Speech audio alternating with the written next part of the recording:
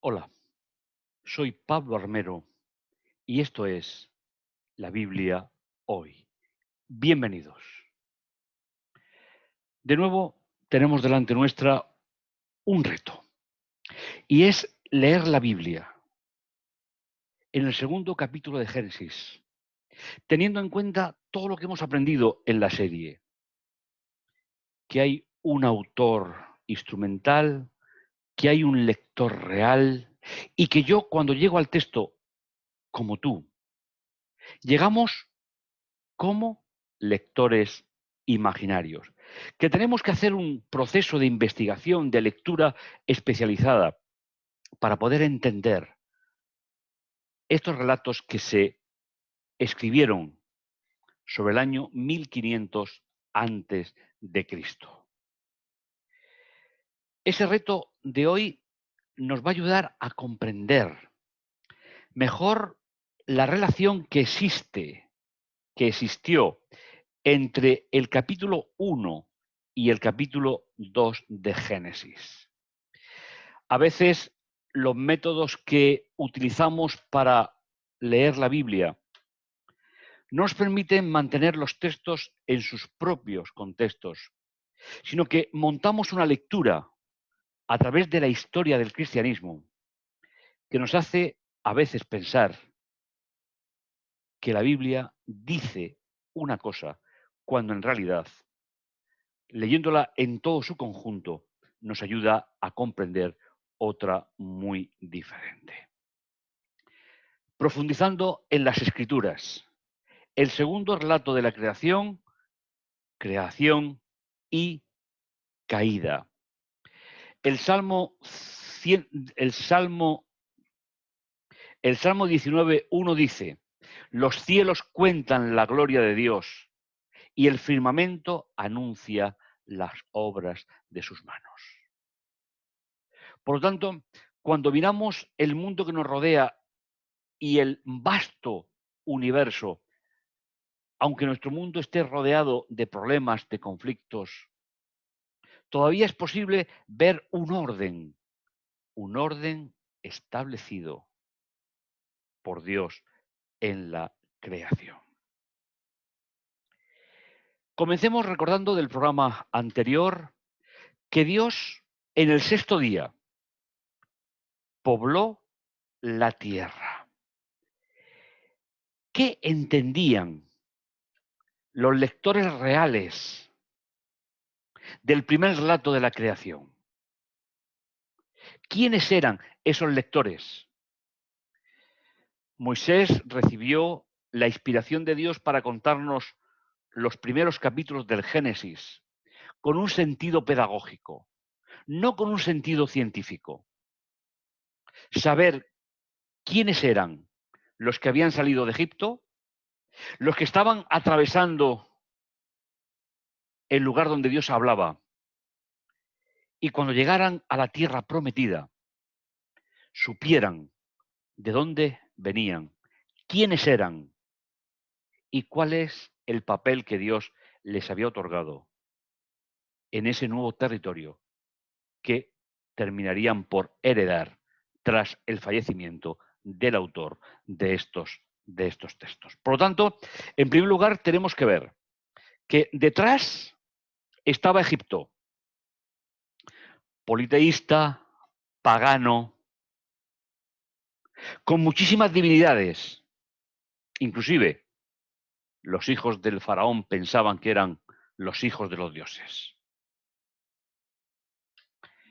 En el horizonte, la tierra que Dios les iba a dar. Y tenían que entrar a esa tierra formados en quién es el verdadero Dios, qué relación guarda la creación con Dios y desmitificar todas aquellas ideas que habían escuchado, aprendido en Egipto sobre la formación del planeta. Si en alguna ocasión habéis visto esa vestimenta especial del faraón, llevaba sobre su mitra el disco solar y una cobra, dos divinidades según la cultura y la religión de la época en Egipto.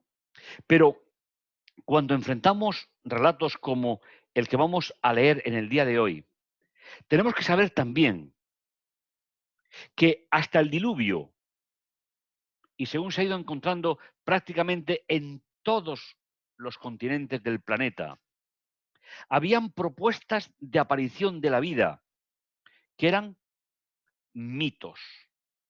Pertenece a la visión filosófica de los pueblos.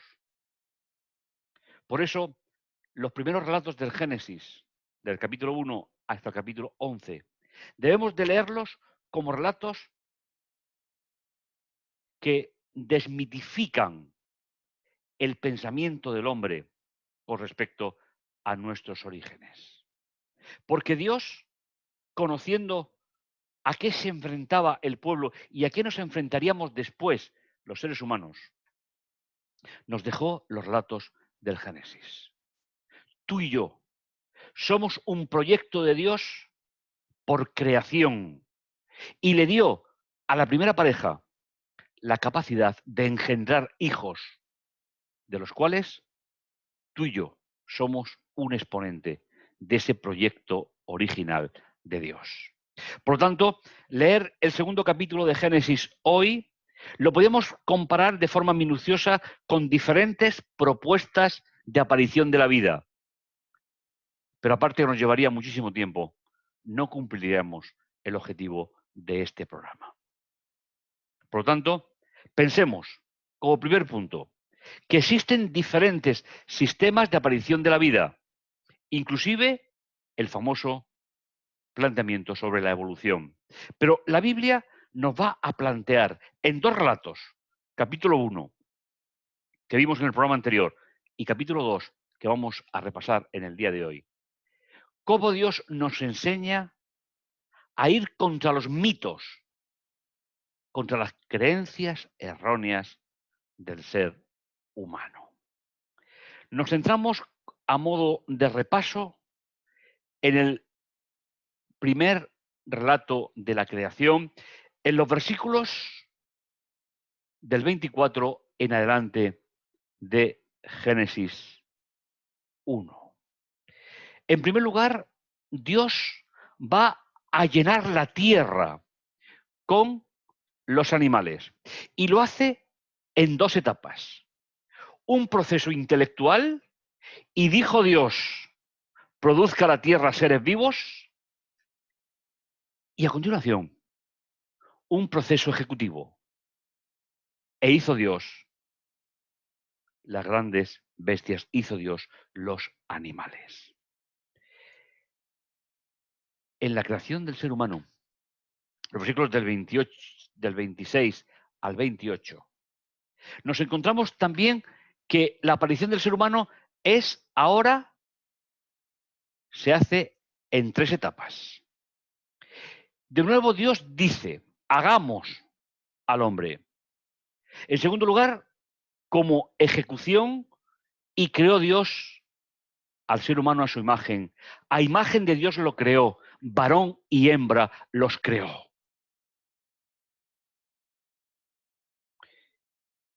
Y la tercera de las etapas es bendecirlos.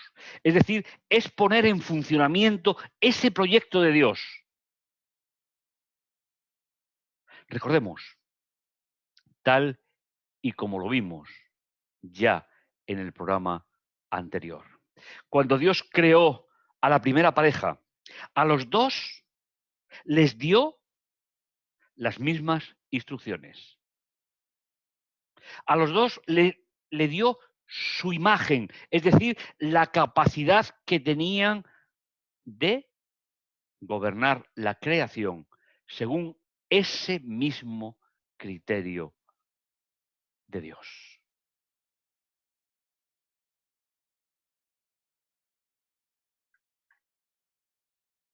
En este esquema simple, quiero compartir con vosotros una forma de lectura de Génesis capítulo 2, versículo 4, hasta el 3:21, que en el texto hebreo forman una sola unidad. En cierto modo, vamos a ver que esta sección es una ampliación del sexto día de la creación y que todo lo que ocurre en estos textos del capítulo 2 y parte del 3 ocurrieron en el versículo 27 del capítulo 1. Y creó Dios al ser humano a su imagen de Dios los creó, varón y hembra los creó. Y después de ver que Dios todo era bueno, el texto nos abre una perspectiva de qué es lo que pasó concretamente en el día sexto.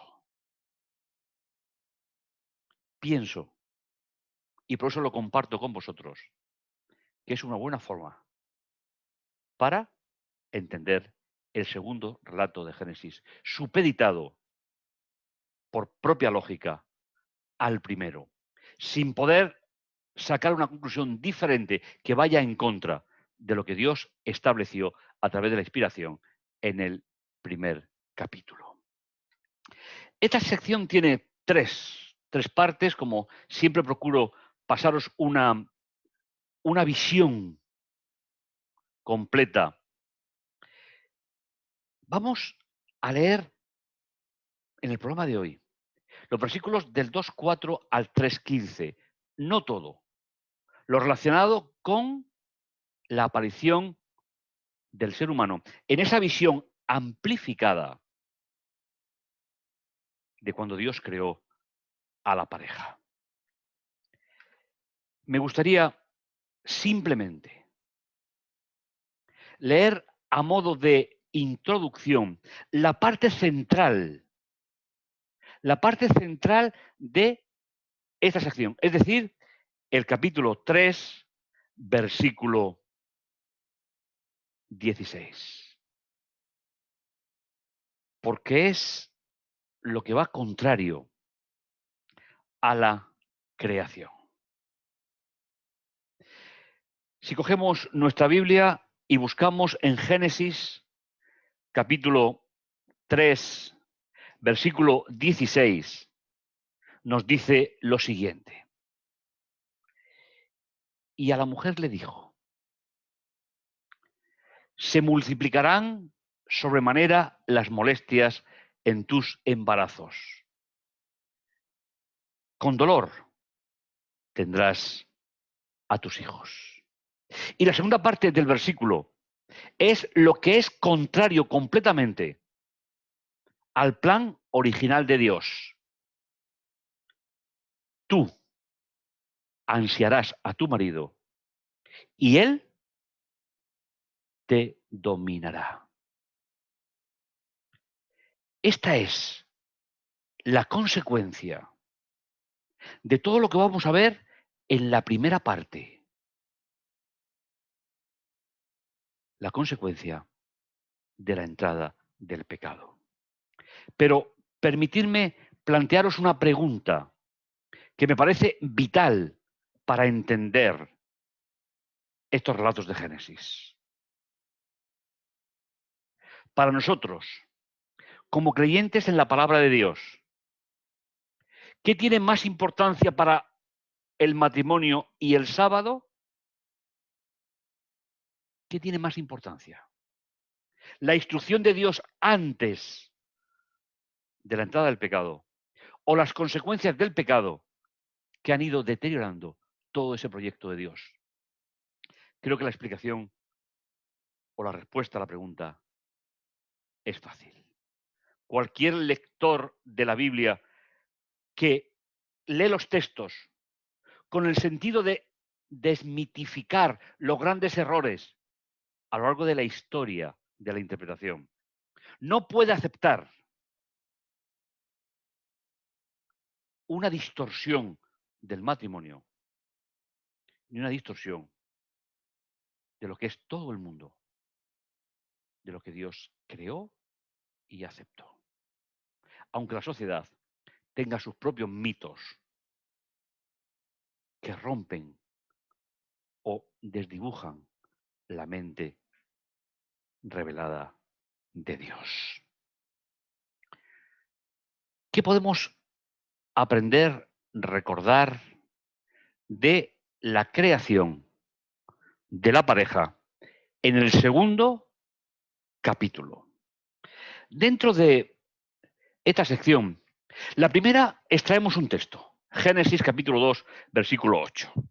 El Señor Dios plantó un parque en Edén hacia el oriente y colocó en él al hombre que había modelado. ¿Veis que nos empiezan a dar detalles de lo que pasó el día sexto de la creación? Dios puso al hombre que había modelado. Hagamos al hombre.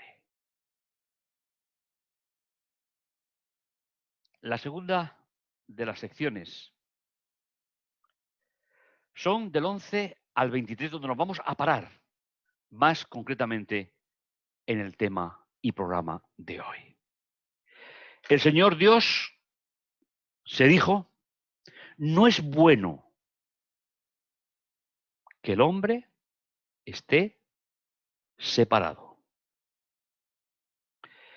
Me vais a permitir que reitere varias ideas fundamentales en el programa de hoy. No es una creación nueva, no es una creación diferente, es una explicación de cómo transcurrió el sexto día del primer relato. Y comienza diciendo que no era bueno que el hombre estuviese solo. Pero, ¿por qué lo dice? ¿Cuál es la intención que hay detrás de estos textos pedagógicos de Dios? Le haré ayuda que se adecúe a él. Entonces el Señor modeló de la arcilla todas las fieras salvajes, todos los pájaros, y se los presentó al hombre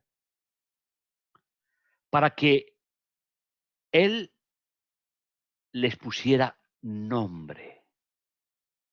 ¿Sabéis?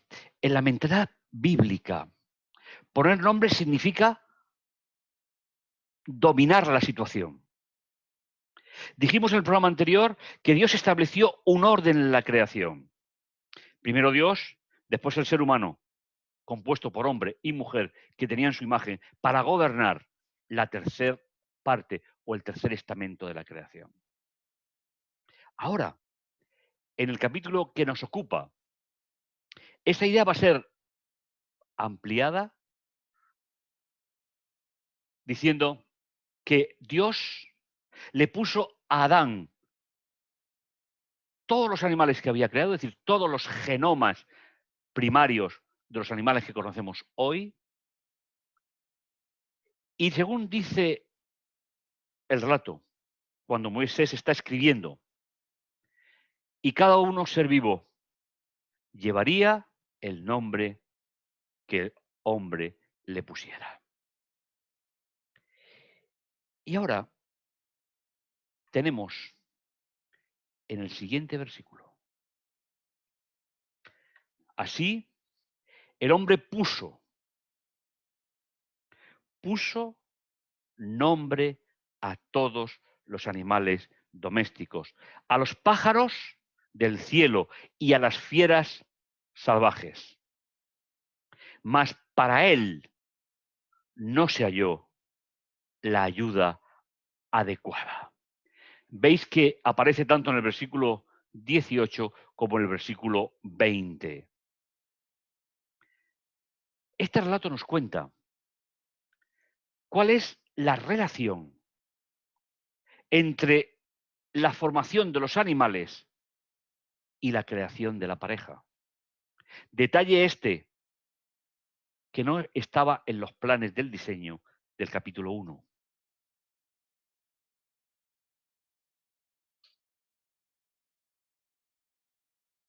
Entonces, el Señor Dios echó sobre el hombre un letargo y él se durmió. Del costado sacó e hizo crecer carne desde dentro hacia afuera. Y versículo 22. Del costado que le había sacado al hombre, el Señor formó a una mujer y se la presentó al hombre. Él exclamó: esto sí que es hueso de mis huesos y carne de mi carne. No los animales a los cuales les había puesto nombre. En ese mismo día es esto, en ese mismo día donde la tierra fue repoblada de sus habitantes. Su nombre será varona, porque la han sacado del hombre. Pero no olvidéis, no podemos interpretar ese texto sin olvidar, o mejor dicho, no podemos interpretar el texto olvidando el capítulo 1. Porque Dios les dio la imagen a los dos. Y Dios les dijo a los dos que gobernaran sobre la creación. Simplemente que el regalo de la inspiración es que tengamos, por decirlo de alguna manera, si me permitís, que tengamos las actividades del día sexto hasta llegar a la puesta de sol de la tarde y la mañana de ese día sexto.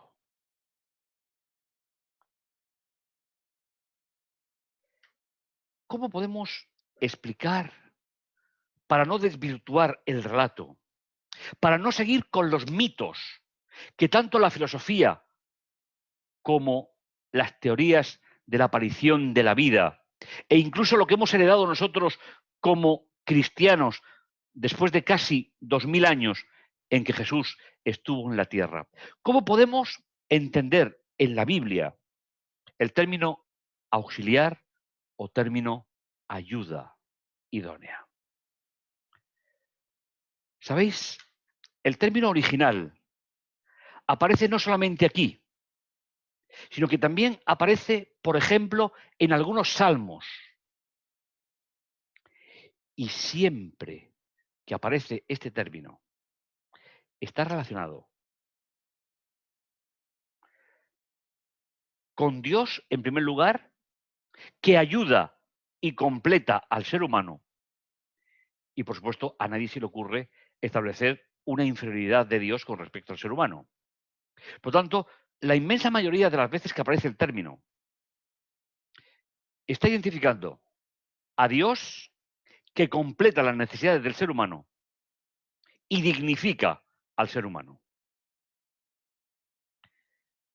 La vez que aparece en el relato que estamos estudiando no puede ser una excepción, a pesar de que históricamente se haya planteado de una manera completamente diferente. El sentido bíblico es: en ella Él estaba completo. Porque aparece, en primer lugar, por el significado de la palabra, pero en segundo lugar, por el contexto, la pareja frente a los animales. Y cómo los versículos de Génesis 1 se abren, se amplifican para darnos más detalles pedagógicos de cómo Dios estableció el orden de la creación. En el tema de hoy nos enfrentamos a un texto que cumple sobre todo un valor pedagógico: desmitificar las diferentes propuestas del ser humano sobre la aparición de la vida.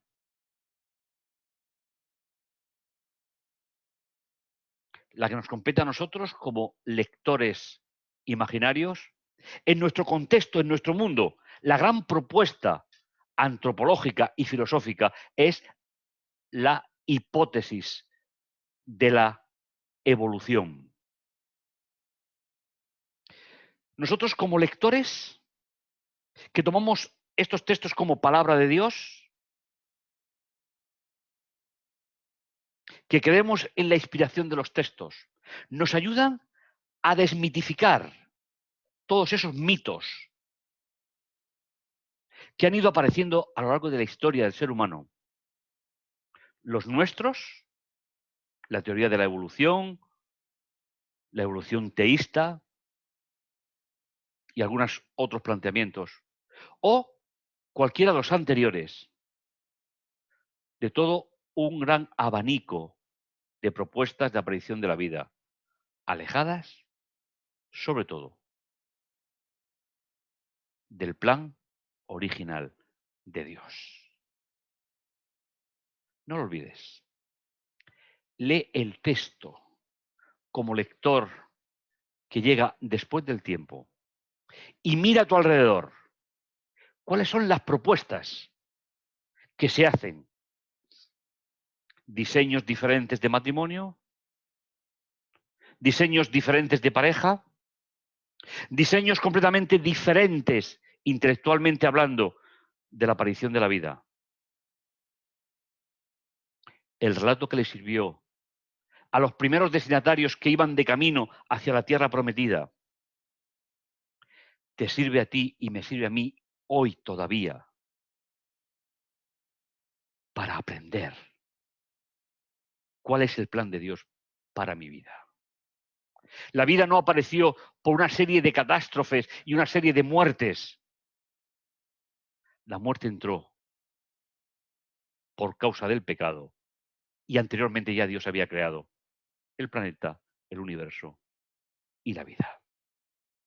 Cualquier relato que te llegue a tus manos, cualquier programa de televisión que puedas ver donde se plantea diferentes alternativas a la aparición de la vida no inspiradas.